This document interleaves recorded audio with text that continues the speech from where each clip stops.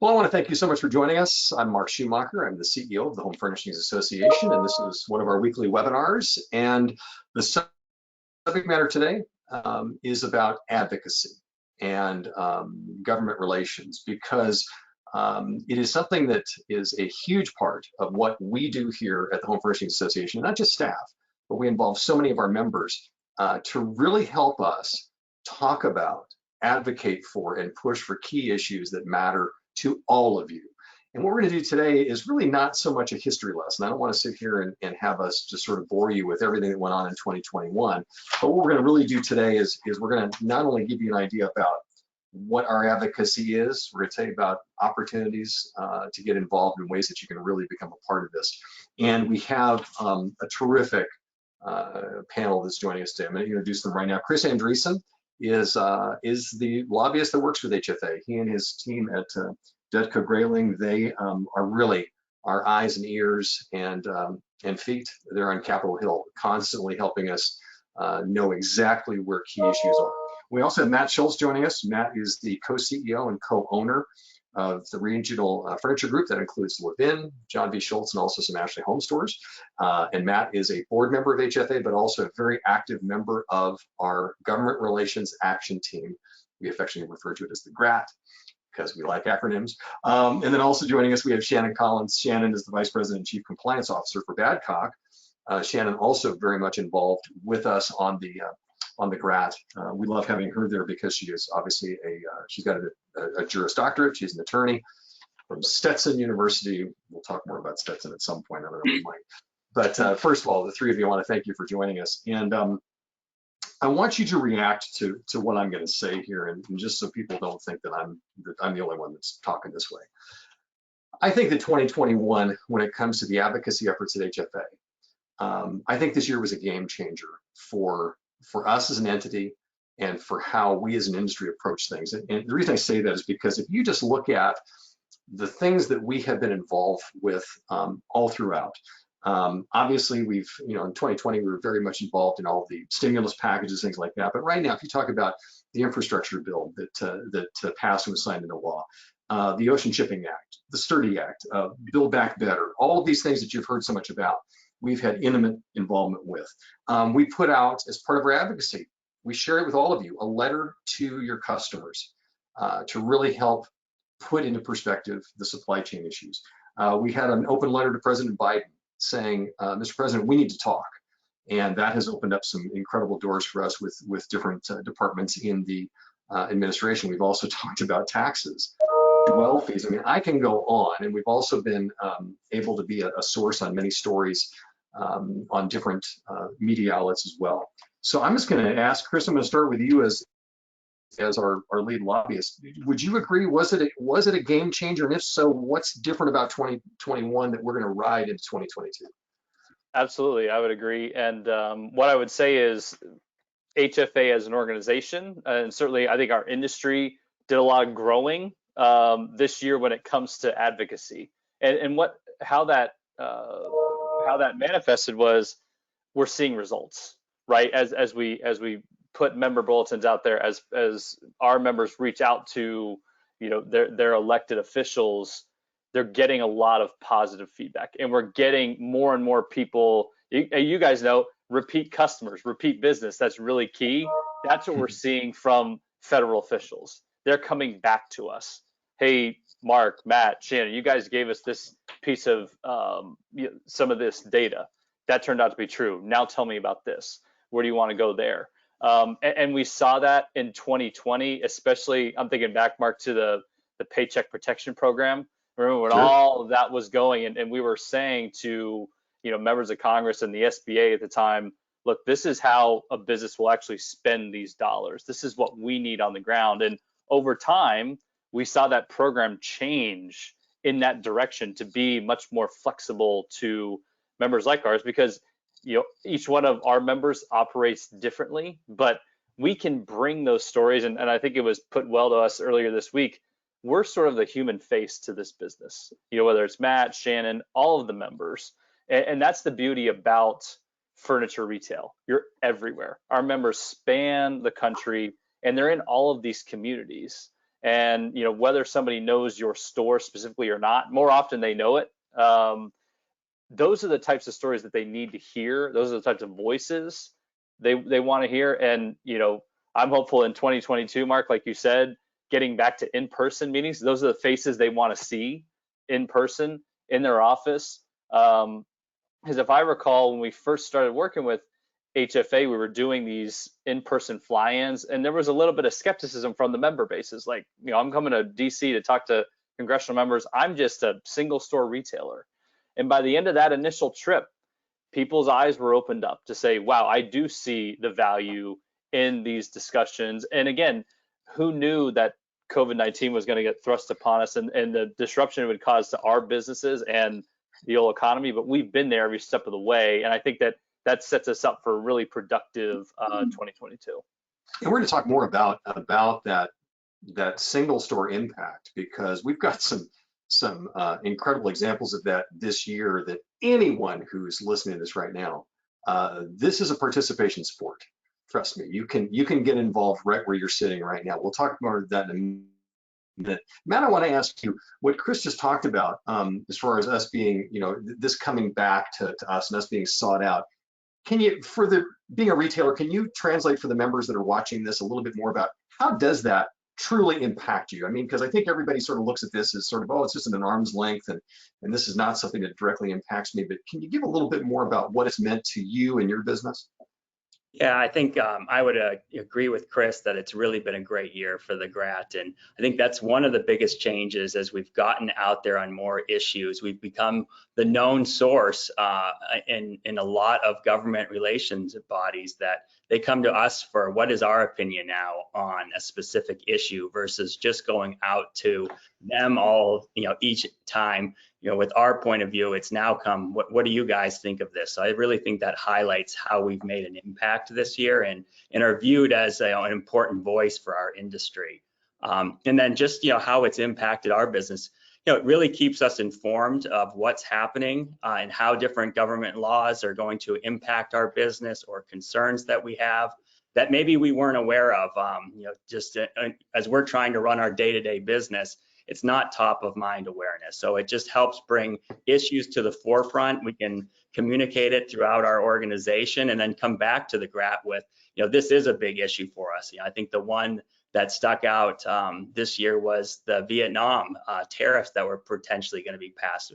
Was a little bit unaware that was happening and the illegal logging coming out of Vietnam. Well, we have it's one of our main imports is out of Vietnam. So it's would have an incredible impact, not just on our business, but on the whole supply chain, across the country. So I think that was a great example of learning something going on. We took action on it and had our ability to I think help sway that how that bill played out.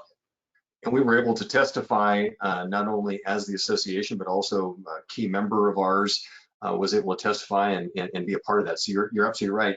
Shannon, one thing that Matt mentioned that I think is important to point out is that what's driven us has been the fact that I know that you keep in close contact with everything going on with NRF, the National Retail Federation, and obviously great organization, huge organization, but we're a different segment of retail. We're unique. So I think you've really seen how we need to differentiate, and we can't just sort of ride their coattails. Is that fair? And give a little bit of color to that. Yeah, I totally agree. I mean, I think, coming out of 2020, whenever we were trying to make sure that we were included as an essential business and all of that, I think that really kind of highlighted the importance of the furniture industry.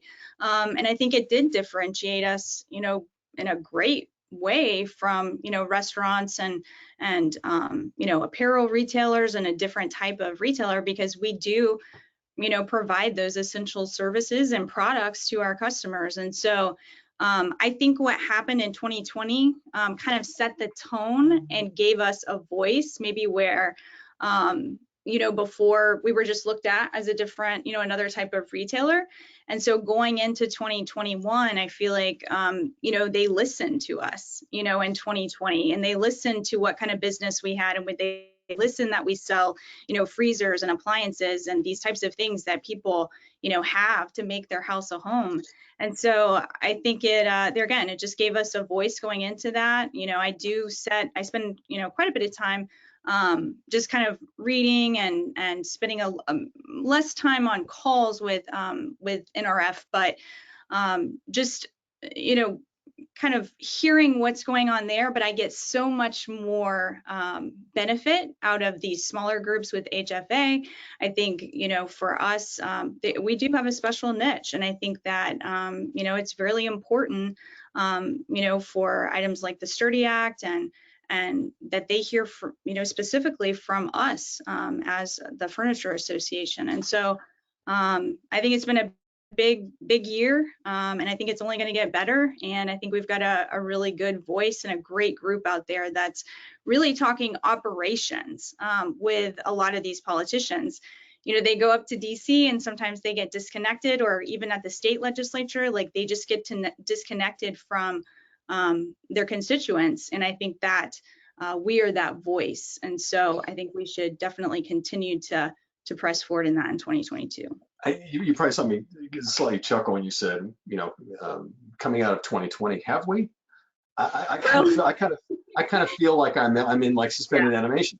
No, but here's the thing, and this is one of the big takeaways that I want everybody to really hear loud and clear here, is this is not about us creating a small group that's out front with the bullhorns and we're making the noise. Something that Shannon touched on, Matt did as well, is that this is no longer just a Washington, D.C. type of effort. Because the one thing that we really learned in 2020 is all of those closures, everything that happened to your business, those decisions were made at City Hall, at your county government, and your state. There were so many key things that happened there. And I know that we have also on here a couple of retailers who were in multiple states where you would have very different rules and regulations, not just state to state, county to county. And so we really realized that local's it. So Chris, talk for a minute about that is maybe the biggest change that we've seen, and how anybody listening to this can and should get involved, is that many of these issues are now front and center local, and they sort of have that thread all the way to Washington, but really local has become just huge. Absolutely. And I think what we learned from a lot of those conversations, Mark, was these policymakers and decision makers, again, a lot of businesses were in this position too. They were making these decisions not as informed as they should have been, in terms of how, again, in this industry, what you're selling, who your customers are, what do they need, who's calling you, when are they calling you, right? Your store is supposed to be closed because of a countywide order, but you're getting calls for people that need some of those essential products. Their office is shifting to the home, their kids are at home in school, all of those different elements. And unfortunately what we saw was those decisions were being made in a vacuum. And so what we were able to do through the organization as HFA, but then also activating our members through the GRAT and otherwise, we've got to get out there and educate these people. And a lot of times, look, everybody was in a sort of chaotic and crisis mode back in 2020. We certainly understood that. I think we put that into context when we were talking to groups like the National Governors Association, Mark, as we were, again, industry advocacy, saying, look, this is who we are. This is what we sell. This is why we need to stay open. This is who we employ, right? This is what our employees need. And we saw that so loud and clear. And again, I think it hopefully paid dividends along the way as we transitioned out of the sort of mass lockdown, shutdown mode into some more targeted things, where we did see then, furniture retail was thought more of as essential business, and these types of terms that sort of came out of nowhere. We Chris, I want to just pause here for a second, because I know, Matt, you can really jump in on this. The thing that maybe most people will find surprising, maybe not, is that so many of the people we talk to, members of, in the House, the Senate, administrative positions, and Matt, I know you were involved in some of those calls. Was it not eye-opening when you realized they had no idea about what was going on with the supply chain? I mean, everybody does now, but we were talking about this early in the year. They had no idea about that, had no idea about the inflation that was already happening in our industry. and all those costs. Weren't you a little bit taken back, like I was, at the fact that they don't really have an idea of what's really going on out here? Yeah, I think sometimes you forget it's so apparent to you in the world you're living in and what you're facing, and to an outside politician, at times they're in their own bubble and very isolated, and the voice that they hear can have a big impact on what starts to shape or change their view. And so, yeah, absolutely, a lot we're completely unaware. I mean, we're seeing inflation in our industry that was just off the charts, and we would have discussions and really unaware and thinking that this was just a blimp, that it was a return to normal, and really, as a chance to educate on what we were facing. And in many cases early on, just weren't aware of the challenges we were facing in supply chain and shipping. I mean, the list went on and on.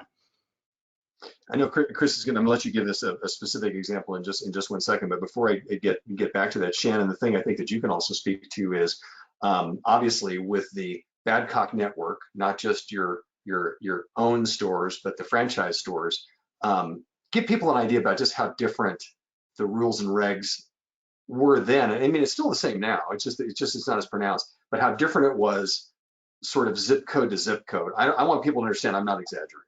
No, you are not exaggerating at all. I mean, it was literally where you would have, it would be counties, and then within cities, within certain states like, Alabama or Mississippi, and I'm not picking on them, but it was literally where we were open, all throughout, Alabama, for example, and then you would have one city that would shut us down. And in most of those cases, they just didn't understand what kind of products that we sold, and particularly, appliances and things that were deemed essential. And so it really, it was kind of a combined effort of us here at corporate, but then also having that local dealer who, had a relationship with that, local, mayor or county commissioner or whoever it was that went out and was able to kind of explain who we were. And that was an easier conversation coming from that local presence versus, a big corporate entity down here in Florida. And so I can't emphasize enough, and I think we're, here emphasizing the relationship, and then also, just being out there and educating these politicians and just people in government about what we do, because they really don't, a lot of times they don't understand what they do. But when we explain it to them, it's a non-issue. And so I think it's just it's a huge deal. I mean, like I said, there were pockets and counties everywhere, and it seemed like every single day during 2020, during that kind of probably 3 to 4 month period, from like April through like June, it was like every day you would come in and we'd have a store open, and then they would say, nope, you got to close it again. And so it was kind of a constant, thing that you continue to do. But and I don't want people to think this is in the rearview mirror, because while we're not talking about massive shutdowns, what we are talking about is if you're operating in a town, yeah. there could be an issue that happens, and you need to have these connections 365. Right. Some days a week kind of a thing. And just 2 quick examples, and then Chris, I want to get back to you with a question. But a retailer of the year of ours, Anna Ferguson, Breckenridge Furniture in Louisiana, we were there celebrating them as retailer of the year. I'll never forget this, that she said, well, the mayor's going to come and be a part of this. Wasn't that great? Well, the mayor walked in, the first thing the mayor did was went over to the counter to make a payment on her account before walking over to us. And I just thought, anybody, listen, all of you know who your local, leaders are. Those are relationships you should be cultivating. You can be an advocate right now for that. The other one I thought was interesting was Jared Simon, who's a member of our GRAT, member of our board, Simon Furniture up in the Boston area. Early on, he said, you know what? They don't understand. He invited his local leaders, come to the store. Come on, mask up. At that time, it was all mask up, but come on in, see it, and talk to us. And huge inroads were taken. And Chris, I worked my way back around to this because talk for a minute about how information data that we got from retailers of all sizes, small, medium, and large, how that really changed conversations, particularly with departments in the Biden administration, because this is how people can activate and be a part of this right now if they wanted to. Absolutely, yeah, and we didn't, again, we weren't operating at the high hyperbolic level. We were able to give specific data about some of the inflationary pressures that Matt and Mark have referenced here. But what we were able to do, and again, over the summer, it seems like it was a long time ago, but over the summer, lumber prices were sky high. There was a lot of discussion around, the housing market, new starts, et cetera, and then again, some of the associated headlines with furniture sales, et cetera, and some of the challenges there. And we were able to have, again, really detailed conversations by taking some of the data that was sent to us by members of HFA that would just literally day by day, some of the notices they were getting from vendors on shipping surcharges, warehousing surcharges, all these different things. And we said, look, here's the picture. This is what our retailers, in a lot of cases, again, we have some large members, but in many cases, these are small, medium-sized, generational businesses who have never faced a situation like this. And day to day, they're getting price increases where they've perhaps sold furniture at a contracted price that's still waiting to be, shipped or delivered to an individual at a different price point based on that information. And that, that led to the repeat business, Mark, right, that we talked about, which was people coming back to us to say, that is some of the best, most detailed data we could ever get. We want more of it. And that was supplied, it wasn't Mark and I getting it. It was supplied by our members just saying, this is what I got today, right? This is what I got last week. Mm-hmm. And again, that really does humanize it for these in this case, it was economists and regulators. And we were saying, again, any administration, regardless of their political affiliation, they're going to want to increase, home ownership and make sure that particular part of the American dream is attainable. Well, what we were saying was, you're looking at the house, right? The shelter, the frame. What we're saying is, what goes into that? Like, as you furnish the house, that's got to be incorporated into part of your thinking, because as these inflationary pressures are building, you're pricing out a large segment of the middle class in this country on that particular dream. And so we've had, and again, those conversations, as Mark said, are ongoing because of the level of data and the sophistication that we can provide. And that's something that furniture retailers, again, are uniquely situated to give. I need to give a disclaimer though, real quick. We redacted everything. We're not trying to ruin relationships that you have with your vendors and suppliers. Please understand that.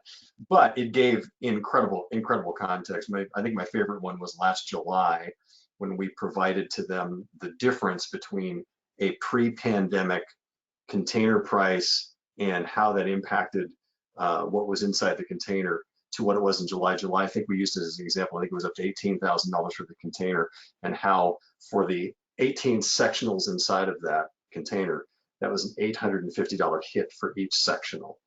And I mean, I know I'm preaching to the choir here, as they say, but we really opened eyes. They just couldn't believe it, because the numbers that we got from members were so meaningful, and we weren't just talking in anecdotal means. We had the deals. Matt, something else that I think people should understand who've tuned in. And again, we're trying to dispel some of these things to let everybody understand that you have it in your power to be a part of our advocacy efforts at all times. But one of the things that we always talk about is ignore the letter after their name, the D and the R. We put the political piece. This is not about being an overly politicized group, but talk a little bit about how it's got to be issue driven and less politicized, especially in this environment today. Yeah, it's a good point, Mark. And I don't think it really even comes up that much on the Democrat or Republican as we're in our weekly or bi-weekly meetings. It's really issue driven that is impacting our industry, and really just focusing on what is best for our members and being their voice. And it never really becomes a Democratic or Republican issue. And so I think that's important too for members to know that are looking to join or have a voice, that it isn't politically charged or there's no agenda behind any of our actions. It's really looking at it from a unbalanced viewpoint of what is the best thing for our industry. And it's also not, what is better for a large retailer or a small retailer. I think we really do a great job of balancing all of that to say, this is what will be, most important issue that we can get our voice behind and make an impact for all of us. That's a fabulous point. And the other thing too, for people to realize is that yes, we do have representation on the GRAT from large retailers like Badcock and like Matt's company with Levin and John V. Schultz, et cetera. However, some of our single store members perhaps have even better contacts than we could hope because of that whole local piece. They have the ear of a member of Congress, and in this divided Congress right now, we don't need 535 people convinced. We need 4 or 5 that are those swing votes. And Shannon, I saw you kind of nodding there. If you wanted to also talk a little bit about how we sort of need to depoliticize because it's got to be issues driven always. Yeah, absolutely. And just kind of going back to, the concept of, the small retailer versus, the large retailer. I mean, yeah, Badcock is one of the larger, however, but I think that, from a GRAT standpoint in the group, like we feed off of each other so well. And I know in my experience, one of the great things about it is being able to share our experience with, some of the smaller retailers and vice versa, hearing and hearing those connections of who they may be connected to. Well, I don't have a connection to, or Wogie didn't have a connection to, although Wogie is connected to everyone. but yeah, so I think there's value in having, both, types of retailers and everyone in between. So it's just it's a good group. It's a great group to bounce stuff off of. And hear, how each of us are having to deal with those different issues. And also, for me, I enjoy helping, the other members. I know I've helped, individuals with certain issues that they've had before. I know we've had, issues with ADA website and whatever, things that just come up. So I think from the benefit is not only tackling the issues together, but just from a business standpoint, helping each other as an industry as well. So. I want to point out, we're not trying to sell anybody on becoming a member of the GRAT, but we want you to understand something. We're putting things together to supply you with the verbiage, supply you with the things that if you do have these connections, that you can say, this is how my association is putting this forward. These are the important things. And I love what else you said, Shannon, and that is the trading of ideas. I hope if a big byproduct of this webinar is that more and more of our members just start the dialogue with us, whether you call me or whomever on the team and just basically say, we're facing this issue. We have so many other of your fellow retailers that are there, that have been there, and perhaps they've already tackled these issues. This is part of that community that's such a key pillar to what we were built on when we were formed more than 100 years ago. And so that's I think critically important. I want to remind people who have just jumped on this because we're already halfway through, which is hard to believe. But I'm joined today by Chris Andreessen. He's the lead lobbyist for us at HFA.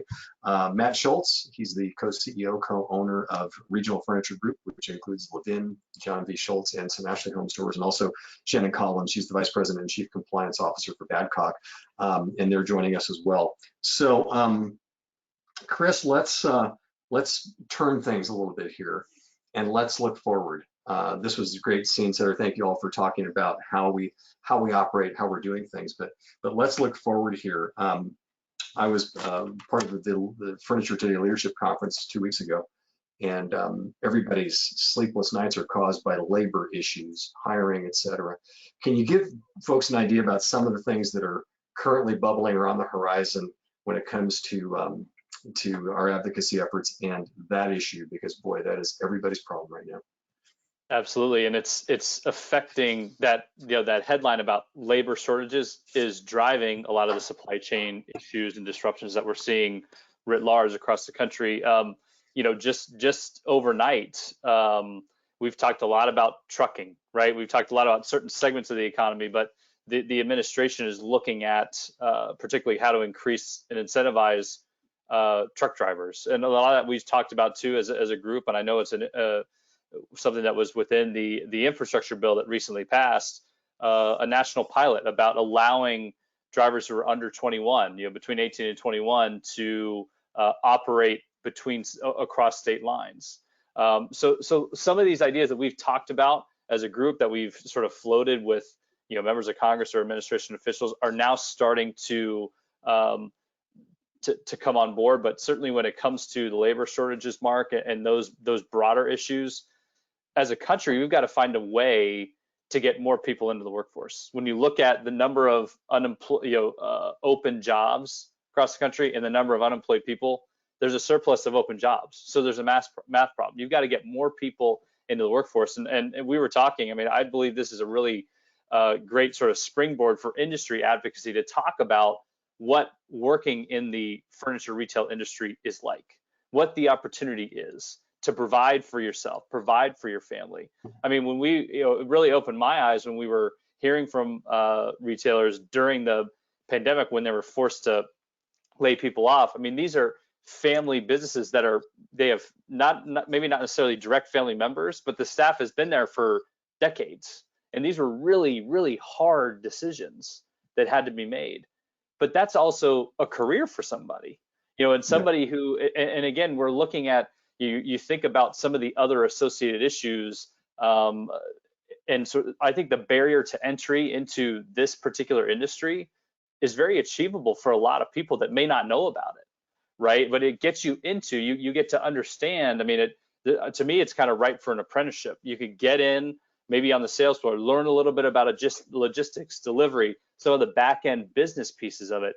Then you really start to understand, and guess what? That makes you more valuable to, say, Matt as your boss, but then also your customer, because you're able to tell them, look, I've been doing this. I've seen what happens behind the scenes. I can deliver this thing in 6 to 8 weeks, whatever it is.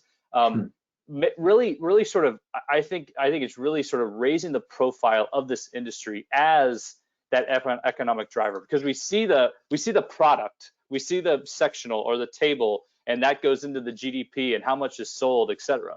But I think we need to pay more attention and actually tell the story about the people that actually sell it and the folks that manage that whole process, because there is, I think, another key story there for this industry moving forward.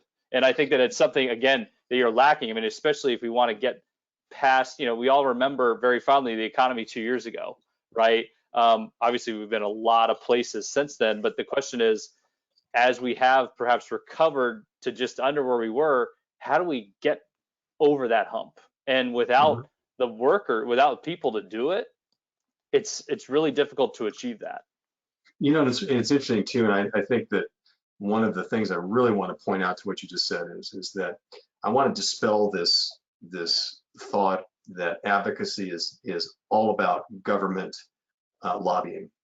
Government lobbying is a big piece of it, but what you're talking about here, and I actually just wrote an article about this, is that before the pandemic, our industry was struggling with the concept of how we can present what we do as a career, not just a job. That was already something that people were really, really working with. And so part of this advocacy is to really get to that attractiveness and what is it about this industry that is career centered, et cetera. That's a piece of this advocacy. And Matt, I mean, I think you can talk about how these two things balance. It's not just the legislation that supports that, but how we as an industry, the big part of the advocacy has got to be promoting what you do. Mm-hmm. Yeah, it doesn't. We don't get a lot of credit at times for the opportunities and the positions that we have in the furniture industry. And to Chris's point, there's a lot of opportunities on that, starting on a sales floor and being able to come in on a basis of having a management track role, or in our operations side, there's opportunities where that's no longer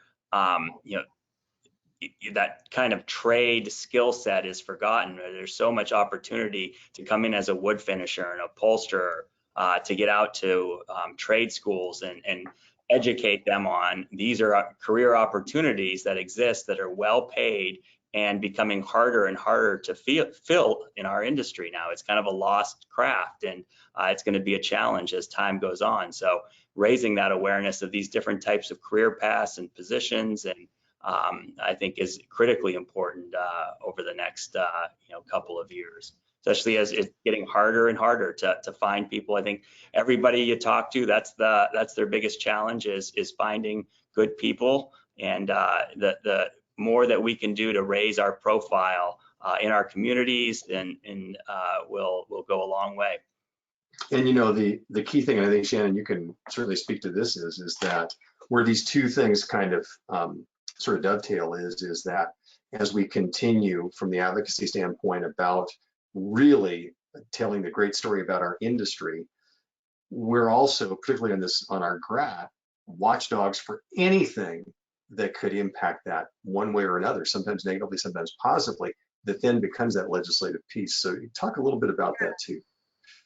Yeah, definitely. I mean, I think just as a group as a whole, I mean, just sharing, things. I mean, Chris is, obviously there on, with his, ear to anything that's happening out there, any inkling of new legislation or just kind of trends going on. And so it's good for him to bring that to the group, and because there's a lot. And so having that kind of, place where all of it can come together and we can all kind of chat about it and talk about it, and use that to create that kind of narrative and tell the story about who we are. Because, to both Matt and Chris, to your point, I think that, we're different in as far as retail goes. Like, we do have career sales associates, and they make really good money, and they have, skills that maybe would be harder that they have, that maybe somebody in a different type of retail might not have. And so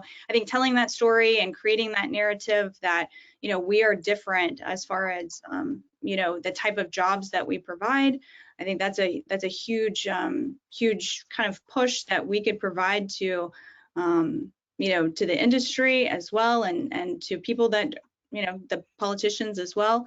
So yeah, totally agree, Mark. I think that I lost you for a second. well, the GoToWebinar, occasionally makes a editorial comment and blips me out occasionally, and I'm not sure how they, but I fought through it. I just want you to know that. Pulling a Shannon on this technical.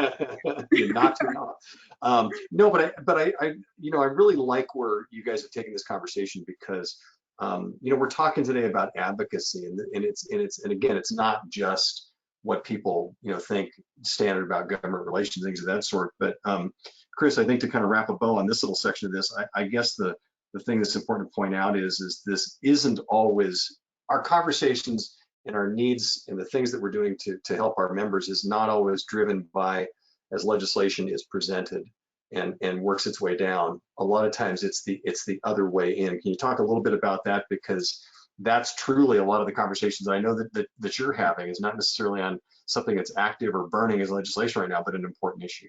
Sure, and I think that's where we want to be as an industry when it comes to government relations. I mean, by the time a bill gets introduced, it's almost too late, right? I mean, because you sort of lost that narrative. So we're very proactive in our thinking, and I think how do we achieve that, Mark? We talked a lot about bipartisanship earlier, but when you invited Kathy Manning and Ted Budd to market recently, right? You had them come to the biggest economic event in High Point for this industry, and they came in there and they were soaking it all in. They were hearing it all, right? They were getting all of those different viewpoints, and so they're helping. That helps them understand what this industry is all about, who the people are, what's happening out there, and then that helps them, because again, like, we have our ears and eyes to the ground, so do they. And so as they're, I'm recalling certainly back when the enhanced unemployment was in place, and we were talking to members of Congress about that, because that was something we were obviously hearing a lot about from our members in terms of getting people back into the workforce.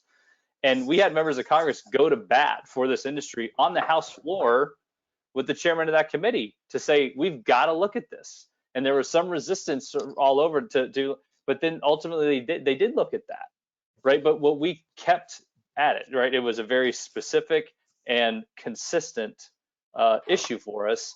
And that's how we approach our advocacy, right? Whether it is issue specific or industry related. And again, that's when you look back at when people coming back for more, I think that particular approach is paying off for us.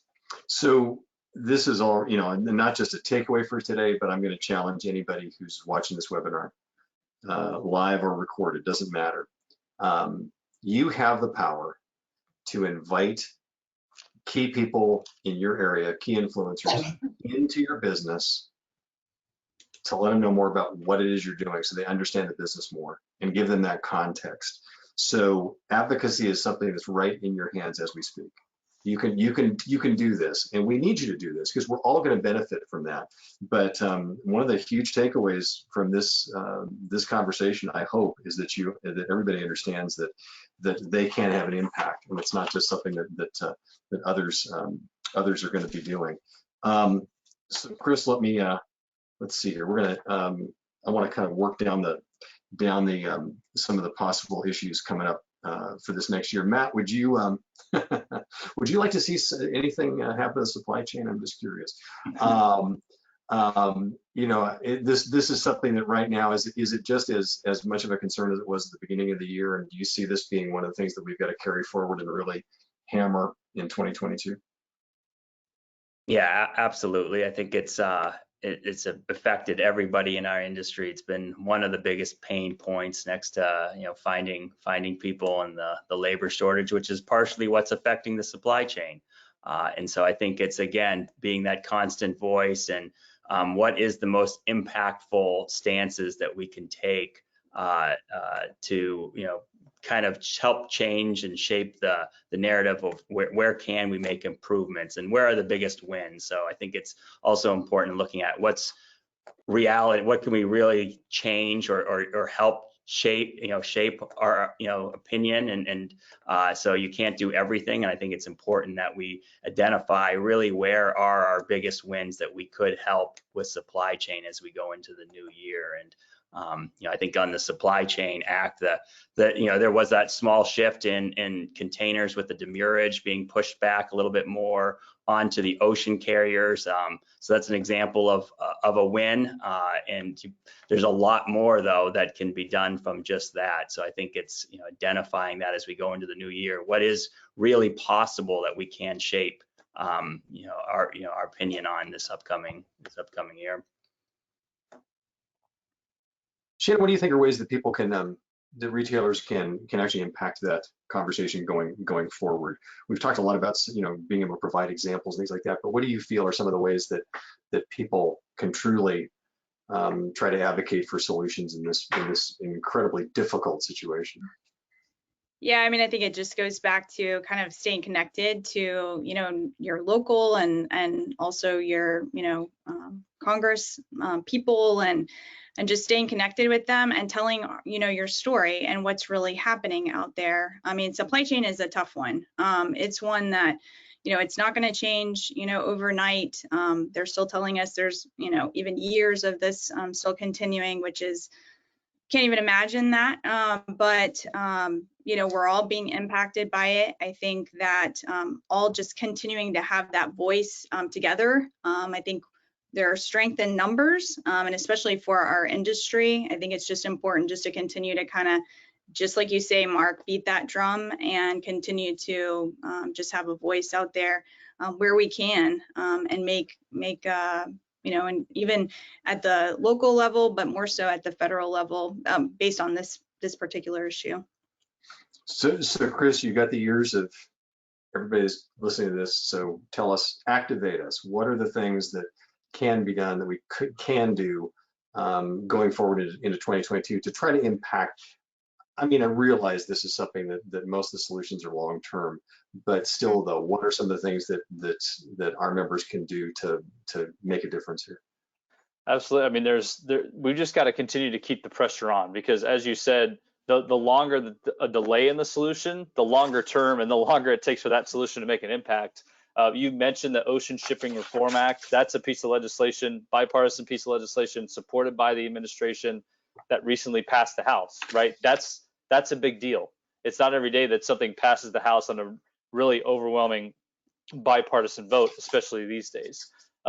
Those are the types of things that we're able to bring to the conversation to say, what's been working, right? For our industry as a specific retailer or as an industry, what have we been doing? And that's sort of a note that we've made to the administration, to congressional members, is we as an industry have skin in the game. Guess what? Folks in this industry have increased wages. They've adjusted hours of operation. They've adjusted their operating procedures to accommodate employees, customers, COVID-19, all of these different things. Yet here we are with labor shortages and all of these other related supply chain issues, continuing to push, especially on the Senate now, for the Ocean Shipping Reform Act to be enacted into law. Will give more transparency into the supply chain for retailers.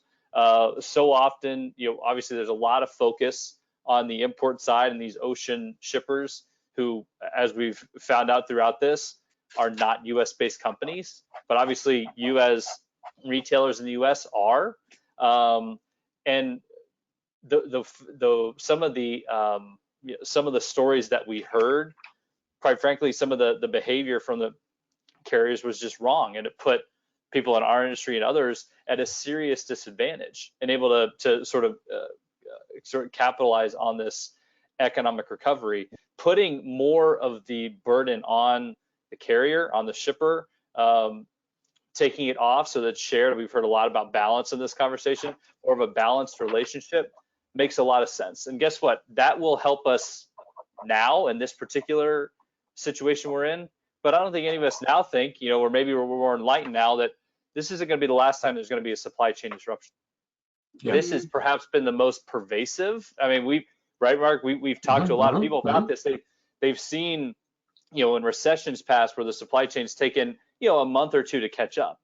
But people were really, and still are, scratching their heads as to, gosh, obviously COVID-19 was a huge issue, and remains so, but the supply chain has just never been able to catch up this time.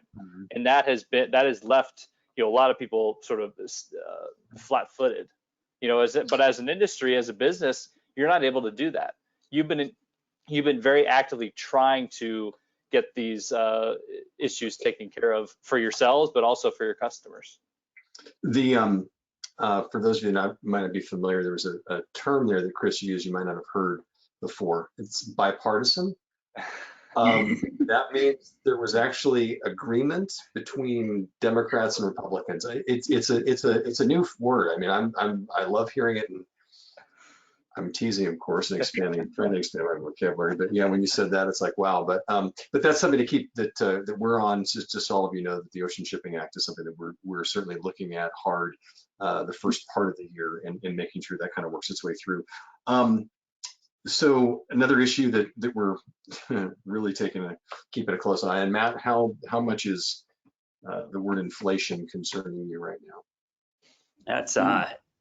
There's been some good aspects of inflation, but I don't think we've had a price increase on a $399 sofa in 40 years, but it's also becoming unsustainable, where it is now cutting into our consumers' checkbook, where they come to our store and their wages aren't keeping up with the price of furniture's inflation, and really making sticker shock, putting a lot of items out of reach, and just losing that disposable income.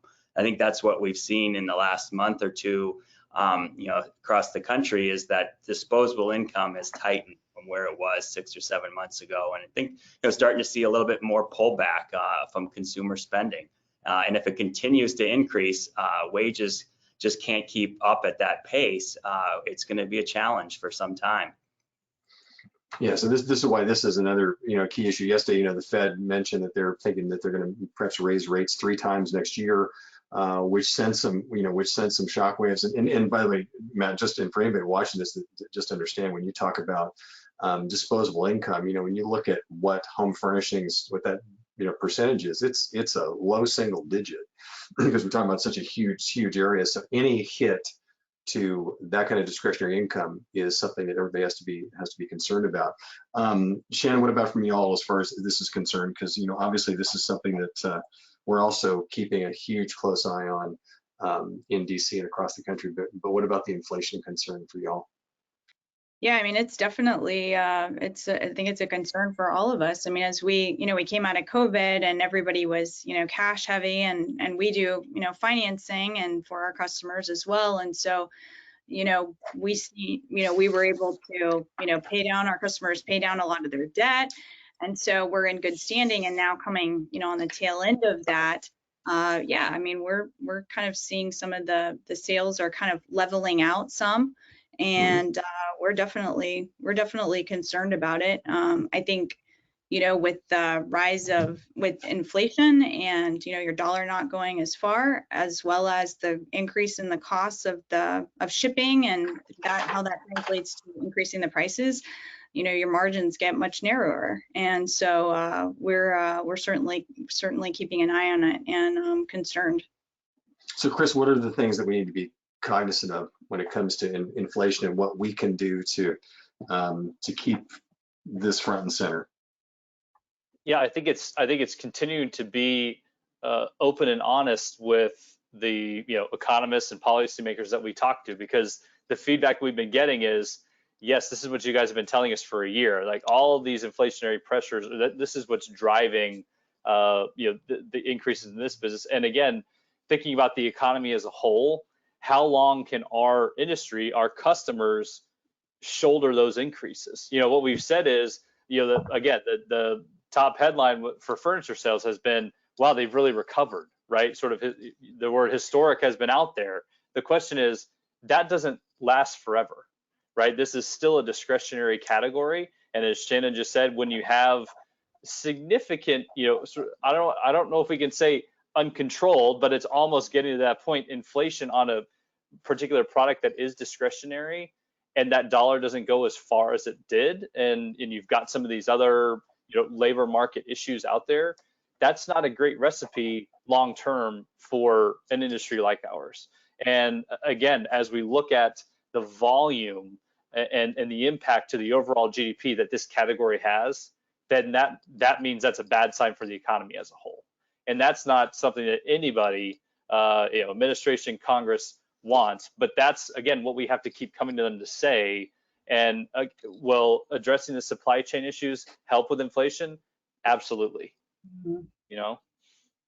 And the thing that just kind of boggled our minds. Oh, go ahead, Shane. No, I just when we were kind of chatting about it, I was like, oh, that was kind of a downer comment from me, and I just wanted to kind of correct that and just saying that, yes, there are all of these factors that are out there, and it's real life, like inflation and cost increases and all of that. I do think what you said, Chris, there are some good things that are out there as far as the legislation goes that hopefully will help with some of that. And, this is a cycle. Like, we have inflation, it goes up and goes down, and we're kind of going into that. And it's a normal, a normal part of our economy.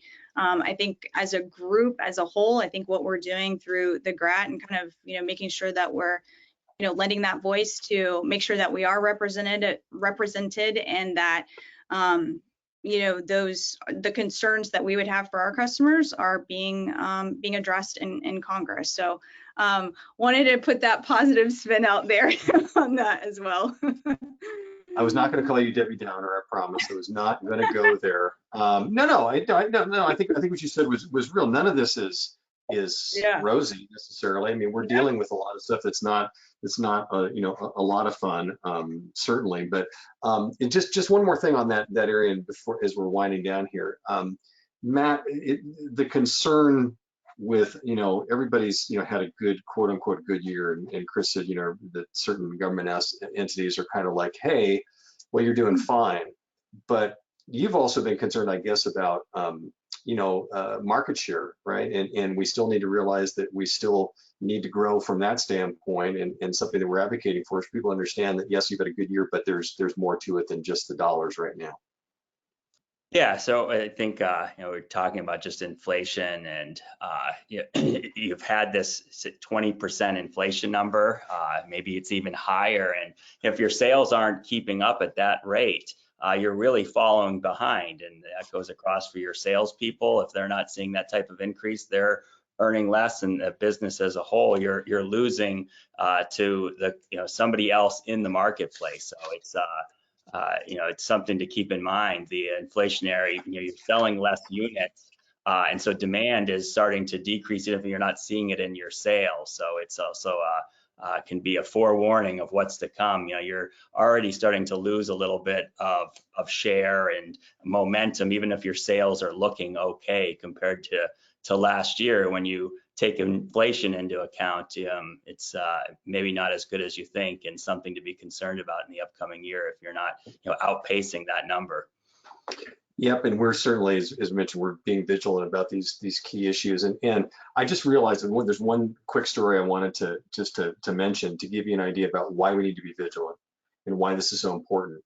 Is that recently there was essentially comments made from the administration that were, hey, supply chain is fixed, because it was specific to things on store shelves in certain types of retail, not the overall picture.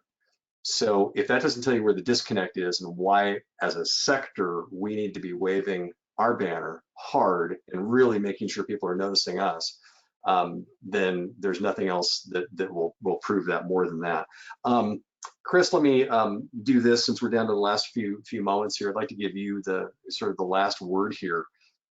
Looking forward into 2022 and this advocacy effort, and why we're so doggone passionate about it. Well, I think first of all, we've got a lot to offer. We've got a great group, not only on the GRAT but beyond, of superstar members in this organization, whose stories and business successes ought to be heard. There's a lot of education that comes within this. And just thinking back to, again, this industry has been through it all, right? Trade, all these different shifts. We've survived it. Here we are today after coming through hopefully the worst of a pandemic on the other side. But 1 year is not a business, right? We've got to continue building on these successes, building on this recovery, building on some of the positive things we've seen in this industry over the last 12 to 18 months, and making sure that those can continue. There's some obvious, threats that we've talked about here, but given some of the leadership that we have within this organization and from the members as well, we can help policymakers figure out the best way to address some of those threats that's the least disruptive to us as businesses and our customers. And that's really the sweet spot of legislating and regulating. And it's difficult, and sometimes people hear the word of legislation or regulation and you kind of tighten up and hold on. But this particular industry and this particular group, I don't think we're afraid to lean into those issues, because we see where some of the benefits can be in the longer term. And I think that's the sort of the vision that we have on government affairs, which is, we're looking, there may be some short-term things in our sights, but we're also thinking longer term for this industry, customers, and the broader economy. And I just think that there's a lot that can be done in that space. And just wanted to just say finally, if you haven't heard us say it enough in this whole thing, local means everything. Your connections mean everything. Invite people in. And one of the things you can do beyond just doing that is reach out. If you want to become part of the GRAT efforts, you can do that. We would love to have you as part of the government relations action team, or at the very least, we can certainly tap you into what we're talking about and what those opportunities are out there. And that is one of the many benefits of membership in the HFA. For the advocacy, it's myhfa.org/advocacy. And then, of course, as far as membership is concerned, just go to myhfa.org/join, and you can do that. Just like Matt Schultz did, co-CEO, co-owner of Regional Furniture Group, Levin, John V. Schultz, and Ashley Furniture. Matt, thank you so much for joining us. Shannon Thanks, Mark. Collins, VP Chief Compliance Officer at Babcock. As always, we appreciate you being here. And Chris Andreessen, our lead lobbyist in Washington. We thank you as well. And I would just say this to everyone: we are on the watch. We're making sure that your best, that we're putting our best efforts in to advocate for you and for the best that we can do for your business. And as I always like to say at the end of these webinars, we wish you not only good health, but great business. I'm Mark Schumacher on behalf of the entire HFA team. Thank you, happy holidays, and we will see you next time.